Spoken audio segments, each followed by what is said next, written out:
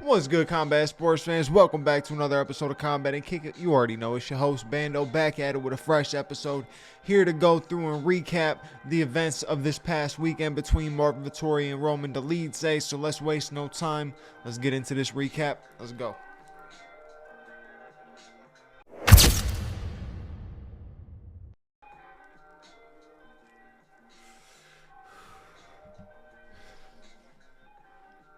So like I said, welcome back to another episode of Combat and Kick It.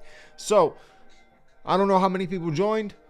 Actually, a few people joined. But if you joined, I was on live last night breaking down, basically doing a live breakdown of the Vettori versus DOLIDZE fight. Also had the Njokuani and Dos Santos fight on there. Two good fights, a good co-main event, good, decent main event. But I wanted to come through and talk about it a little bit. Talk about the highlights, what was looking good. And then we have some other stuff to talk about. I heard Nate Diaz is talking about coming back to the UFC and what he wants within his next UFC contract and all that kind of stuff. So we're going to talk about that a little bit too. But we'll start it off with Njokuani. Fantastic win. I mean, really was a fantastic win. Came out in the first round, throwing a lot of kicks up the middle to Zaleski Dos Santos. Dos Santos was landing some good counter shots, was getting over the top with some good right hands. He was throwing some good power shots. He even wobbled Njokuani at one point in the first round. And once Njokuani came back out in the second round, the adjustments were made with the kicks. So he started off kicking just straight up the middle. He was kicking the body. He was doing a lot with the teeps, having some good kicks to the legs, but he was mainly kicking up the middle. He wasn't switching things up. But it was a clear, like, he was setting it up. He was slowly setting something up to go high. And middle of the fight, I see it. I'm like, he's going to end up, and it was round two. I'm like, he's going to end up getting a knockout. He's going to get finished. He's going to finish him right here. I said it was either going to be a head kick or a knee. He ends up getting that tight clinch in a small little exchange that wasn't even meant to be like it wasn't even a grappling engagement or anything like that. There was no, like, real initiation to really, like, fully be in a clinch. They just got into a quick little, both throwing a couple little combination, little action, and all of a sudden, Njokuani kind of pulled it down on the neck for a slight clinch, throws one knee, misses, throws the second knee, just clips him enough to end up getting the finish. If he would have landed that clean, he probably would have knocked him out cold. But he landed a perfect knee. It was very clean. Good win. Really don't know, like, to talk about what's next for somebody like Njokuani. I mean, he had a good win. He had a tough opponent in front of him with Zaleski Dos Santos. It's hard to really come up with me when it comes to the guys that are not ranked. It's hard for me to come up with what's next because there's so many other fighters that are unranked that are so talented that could take that fight, that could fight against Njokuani and end up getting a win and moving on to the next thing. But I really don't know what you do with this. I don't know. I'm not good at matchmaking outside of the top 15. If I'm being honest with you, top 10, top 15, I'm not good with the matchmaking when it comes to it. I'll take a quick look and see what the division is cooking up, though. We'll see what's up real quick.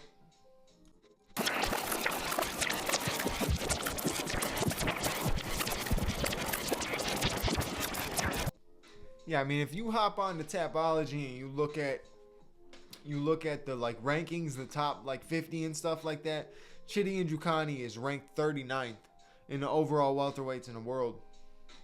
I don't even know if this is in the world or just this might just be UFC. Let's see. Pretty sure this is just UFC, actually. Yeah, this is just UFC. So, I mean, when you talk about what's next for a guy like him, it's tough. You got, in the same area, same realm of rankings, you got Themba Gorimbo, you got Mike Malott, you got Chaos Williams, you have Daniel Rodriguez, you have Punahele Soriano he made a great debut at welterweight, like just a few weeks ago, maybe a few months ago. So that's a good matchup, but it's always tough to make a match outside of the top 15, right? There's so many people that are outside of the top 15 because it's hard to crack through. It's hard to crack through. Think about how many of these guys on this list have tried to crack through the top 15 and failed. Nico Price, Eurosmetic. Let's see, who else? D-Rod. Pretty sure Mike Maylot was ranked for a second. Pretty sure he did get ranked for a second. He's got a fight coming up against Charles Radke in May. Max Griffin tried to crack the top 15. Gunnar Nelson tried to crack the top 15. Jake Matthews still trying to crack the top 15. Michael Chiesa trying to crack the top 15. So there's a lot of people trying to crack it, and there's a lot of people who do it quickly. I mean, Carlos Prates is ranked number 14th. I mean, and this is all according to Tapology.com. So depends on how accurate everything is with that. But for the most part, they've been pretty damn accurate. Looks like Zaleski Dos Santos was ranked 26th. So if you want to, jump Chidi Njoku up, you could put him up against Carlos Leal, who just had a fantastic win. What was that? This past weekend? Not this past week. The last weekend, when he fought against Alex Morono. So that was a good win. Those are two good welterweights. You can match them up.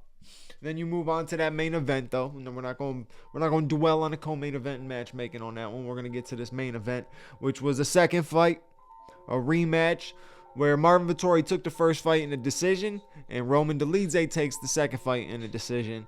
But I want to talk about both of these guys.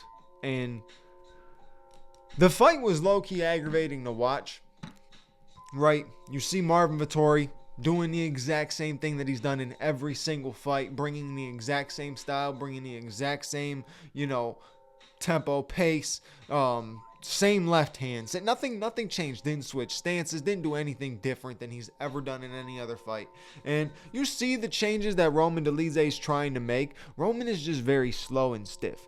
He is just a very slow and stiff fighter. And that's just something that, you work on throughout time. He is getting better as a fighter, but slow and stiff.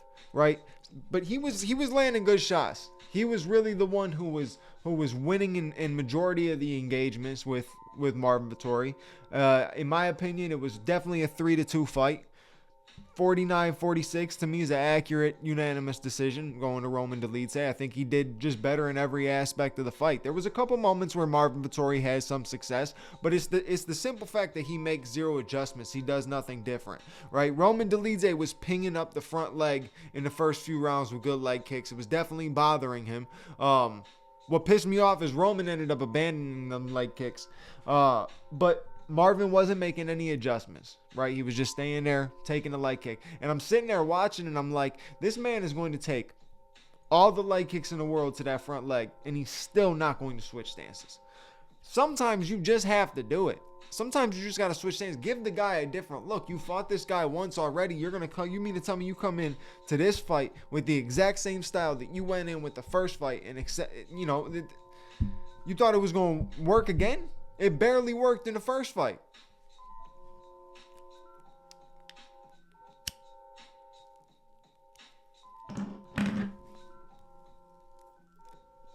The Nina drama curse is real. So, to all fighters, stop doing little training videos and little training session things with Nina drama. It's backfiring on everybody. On everybody. Just stop. Back out from it. Say no. Say no, kids. Say no to drama. Nina drama.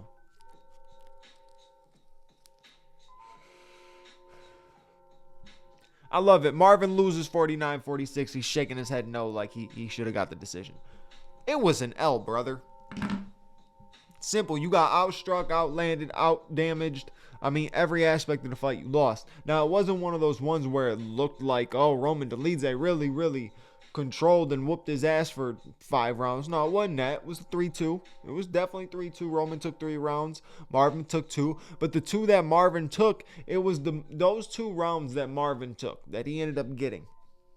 If he would have just done a little bit more, he probably would have swayed the judges more in giving him something. He just didn't do enough when he had the success. When he had those moments, he just did not do enough. And that's the problem with Marvin Vettori. He throws pity-patty shots. He's just looking to tap you up. In my opinion, I feel like he does have power that he does not use. He threw a 1-2, right? I was talking shit about his pity-patty punches on live yesterday, and all of a sudden he throws this 1-2 and he sends Roman back. And I'm like, okay, it was a quick 1-2. It was a powerful 1-2. Didn't see it again. That's the shit that pisses me off. Nothing worse than when you're watching a fighter lose the fight. He gets the moment of success where he wobbles a guy or rocks a guy or stumbles a guy back and does nothing to follow up with it, puts no aggression, no pressure on the other opponent, nothing at all. Nothing at all. It pisses me off. It pisses me off. I repeat myself like Jimmy 2 times. And Jimmy 2 times, who got that nickname because he said everything twice, like... I'm gonna go get the papers, I'm gonna go get the papers.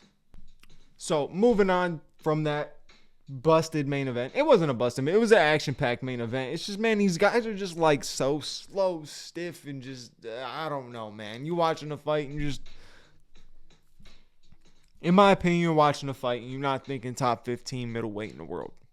Personally, that's what I look at, right? You look at a boxer who's a top 5 boxer in the world, he looks like a top 5 boxer in the world majority of the time. Like a legit top 5 ranking. Look at the pound for pound list, you know what I mean? Look at the rankings of a lot of different divisions. There are talented guys. Sometimes these guys in the UFC will end up being in the top 10. They don't even look talented. Not that they're not. Not saying that they're not talented. Not saying that Roman's not saying that Marvin's not, because they're both extremely skilled. I'm just saying they don't look it. They don't look it. They look sloppy in there, right? They look slow. That kind of stuff. But Roman went in there, got the win back, got a good win. I was begging him to lose that fight because please, UFC, do not give us a third fight. We just don't want it. I don't want another fight night main event between these two guys in the Apex. I'm good. And can we please skip out on some of the fucking Apex cards, please? I am done with Apex cards. So moving on to this little rumor about Nate Diaz wanting to come back to fight in the UFC. But the crazy thing is, he's speaking as if there is nobody to fight. And the crazier part of that is he's kind of right. He's kind of right about the division. I can't lie. He's pretty dead spot on accurate about that welterweight division. As boring as can be. And your champion is boring too. He said he didn't even know the name of the champion. Which is ironic because the champion's nickname is Remember the Name. So, he's not wrong about the welterweight division, though. It's dry. It's dry. It's boring. We need JDM to win. We need JDM to win that fight. Not because Bilal's boring, right? Not because Bilal's not talented or anything like that. You got to have a good shakeup, somebody different taking over the division that's going to be a little bit more exciting than Leon and Bilal have been. Leon was a boring-ass champion. Bilal's been a boring-ass champion, right? You need the next wave to come up. The JDMs, the Shavkats, the Ian Garys, the Carlos Prates. Like those, the next people up is what we want to start seeing in that division specifically. Because that division has been ran dry. It's been stale, right? See, the lightweight division is different. The lightweight division, you're watching these young guys try to come up and take top 5 spots from guys like Poirier, Oliveira, and Gaethje, and failing to do so. In the welterweight division, you're not seeing that. You're seeing all the gatekeepers get lapped, and new people, new waves are coming into the top 5. You just need fights to happen, right? So Bilal's facing JDM, claims that he's going to stand up with JDM. That'll be interesting to see if he chooses to do so. But I can't disagree with Nate Diaz on that. It is a boring division. Now, I don't believe that Nate comes back and fights anybody, becomes a top 5 guy, top 10 guy, becomes champion, nothing like that. He says he wants to fight to be a UFC champion. Stop it, brother. Stop it. Like, look, if you look at the interviews with Nate, and I love Nate. I'm a huge Nate Diaz fan. I'm a huge Diaz brothers fan. How can you not be? If you're a fight fan, you probably end up at one point we're fans of them or are fans of them.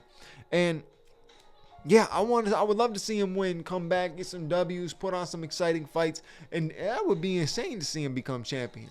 But the man looks old. He's starting to look old. And I'm not saying like age-wise. I'm saying it's starting to, the wear and tear of the fight game is starting to show on him physically. That's what I mean with it. And I don't want to see him come back and fight the wrong fights and end up getting slept up. The one thing that's cool about Nate Diaz is we've never actually seen him get slept. Even against Thompson, he didn't even get fully slept against Josh Thompson. So it's one of those things where there's kind of like an aura there behind the Diaz brothers' chins. Hold on to that. Don't come into this new wave and start fighting these guys. Because if JDM does take this belt off Bilal, the new wave is starting. You're not going to see guys like Usman. You're not going to see guys like Bilal. You're not going to see guys like Colby, Leon get these fights. I think Leon's going to be losing this Saturday. That's another breakdown I got to end up doing, Leon versus Sean Brady. Leon is continuously fighting the exact same style. And I think that's another thing about the division. It's boring because everybody is the exact same style. You need the next gen to come up because the next styles are different. Ian's a striker, but is also he's good in both areas, right? He's not amazing in the ground game, but he's good. He's got good stand-up. Then you got Shavkat, who's extremely well-rounded, right? He's got some holes in his game, but he's pretty well-rounded. You got JDM, who's pretty well-rounded. You got Carlos Prates, who's a fun, exciting striker and a fun personality. You have guys on the come-up that you want to see. I don't want to see the Kamaru Usmans, the Colby Covingtons, the Bilals. I barely even want to see the Sean Bradys. It's a style that is so boring, and it does dry out the division. And this isn't the dominant Dagestan type of wrestling that people also complain about. This is the real shit that people complain about. You're going to watch Sean Brady take down Leon Edwards for 5 rounds and just hold him down if he can't get a submission. If Leon fights submission after submission after submission after submission, it's just going to be him continuously taking him down. When you watch Leon versus Usman, the fights weren't actually exciting. It's Usman trying to hold him up against the cage and land little pity-patty shots and just gain points and wrestle him and try to gain control that way. You watch Colby Covington in majority of his fights. He's taking guys down when he could finish them, and he's taking them down, letting them back up to take them down again, to let them back up to take them down again. It was awesome to see Joaquin Buckley get that win. And it's not over any like Colby Covington hate. You got to see the next gen come up because the style is getting boring in the welterweight division. And Bilal is another one of those guys. And Leon Edwards is boring in a different sense. He is like the boring striker because he should be one of the most dominating strikers in the division. Yet he's boring, lackluster, and barely throws anything. So Nate's right about the whole division being boring, but at the same time, I don't really think Nate Diaz needs to come back. I don't want to see him come back and fight. There's no, or it's not that I don't want to see him in the UFC, right? But I don't want to see him fight the next up and coming, right? I want to see him fight somebody that makes sense, could be exciting, right? He talks about Conor. That fight is so chalked. It's chalked. That third fight is forever chalked, and it's never going to be something that could legitimately happen. So kiss that goodbye, fans. Move on. Understand that there will be no trilogy between Nate Diaz and Conor McGregor. And realistically, if we got it, would you really even want it? Who would genuinely care about that matchup right now? Because realistically, you wouldn't get it this year. You probably wouldn't get it next year. You probably get it down the line like 2028 when both of them are old. Crap, it'd be like Tito and Chuck. You don't want to see that. You don't want to see that. So, but either way, that's it for this episode. You know what to do. Like, comment, subscribe, hit the bell notification button so you know when the next episode is out. Next episode, we're going to be doing the breakdown probably on Leon Edwards versus Sean Brady. Even though I did a slight little bit right here, talked about it a bit. there's a lot to break down because styles make fights. And if Leon can just get going, he might have a chance. But we'll talk about it all in the breakdown. So make sure you do what I just said. Like, comment, subscribe, bell notification. I'll catch you on the next episode. Your boy Bando's out. Peace.